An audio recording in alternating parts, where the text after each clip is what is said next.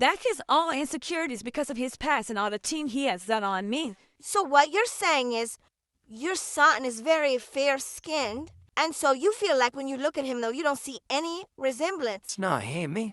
A mother's heart pounds with fear. A father's mind races with doubt. Could it be possible? Was their child really switched at birth? In a quiet town, an ordinary family's life is about to take an extraordinary turn.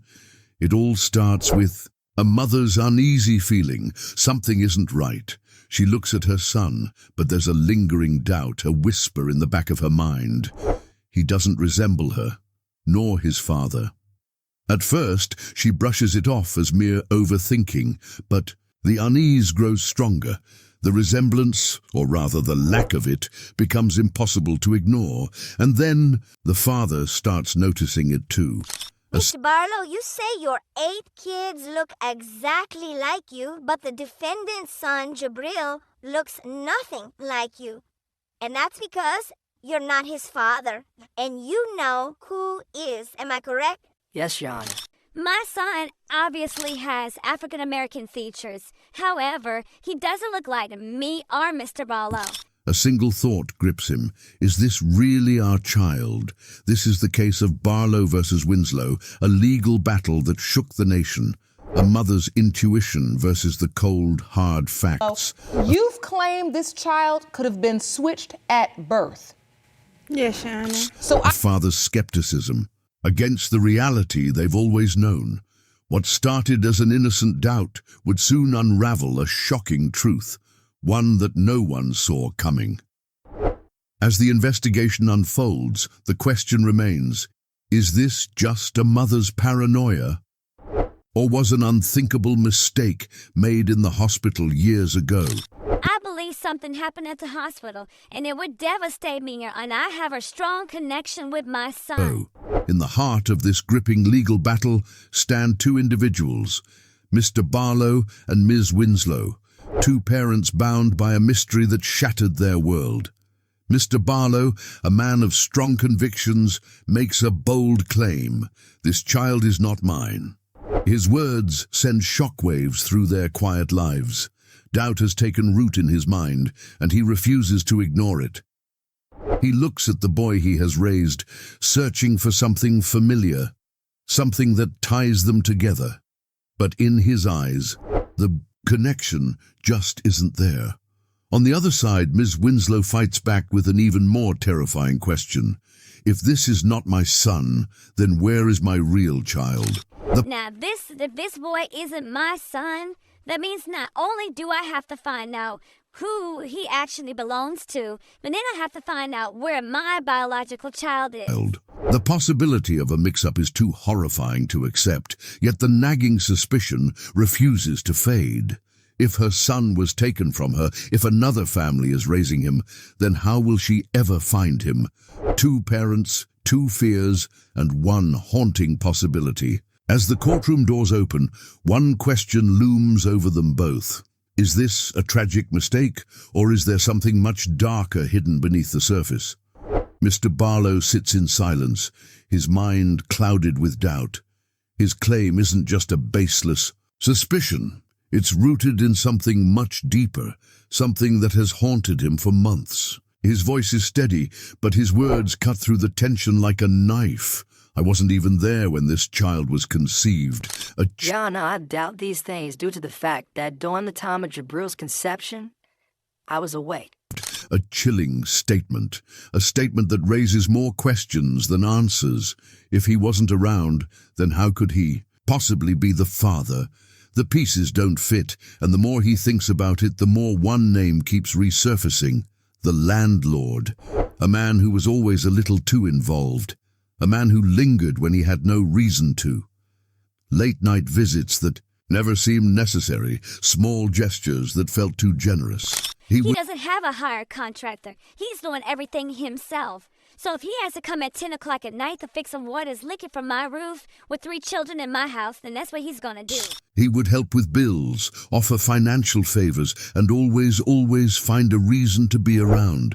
And then there was the strangest part. His attachment to the child.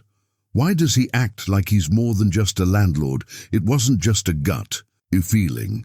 People had noticed. The way he played with the child, the way he looked at him. Was it normal? Or was it something more?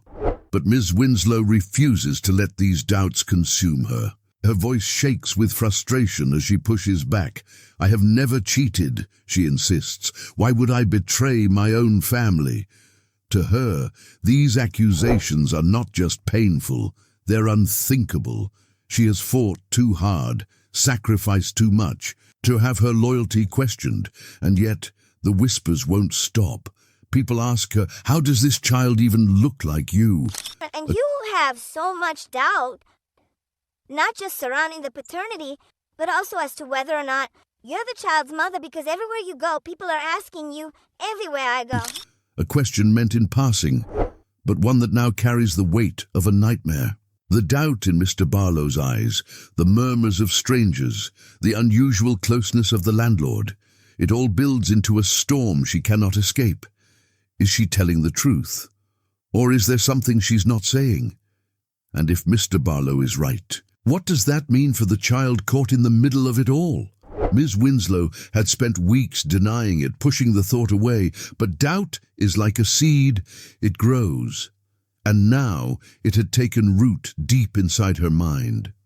What if Mr. Barlow wasn't wrong? What if the issue wasn't about who the father was, but rather whose child this even was? She couldn't ignore it anymore. The lingering questions, the strange looks from people, the way nurses hesitated when she asked about the delivery that night, it all felt off.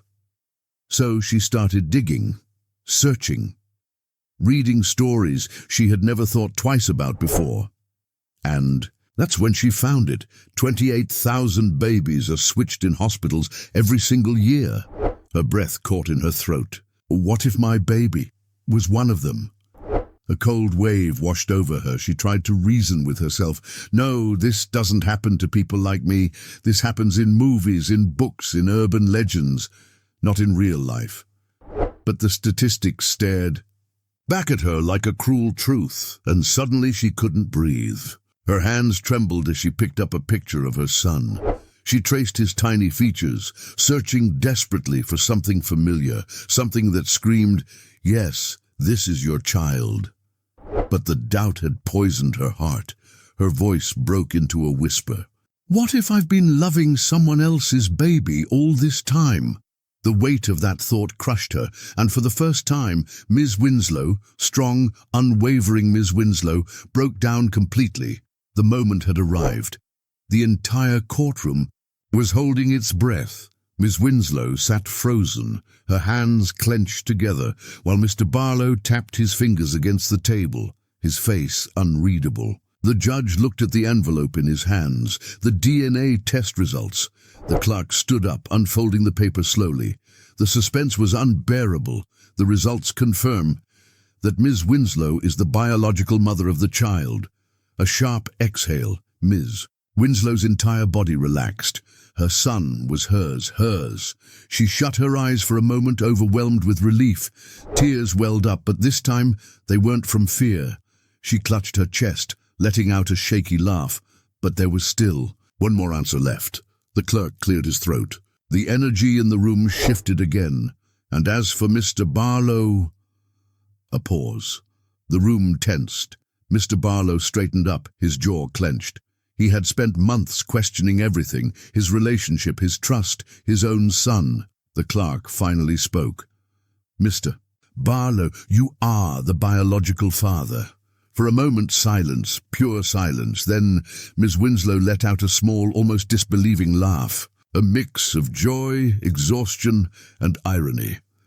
Mr. Barlow, however, didn't move. His fingers stopped tapping. His mouth parted slightly. His eyes widened. The courtroom buzzed with whispers. The man who had doubted everything was wrong all along. Sometimes doubt and insecurity blind us from the truth.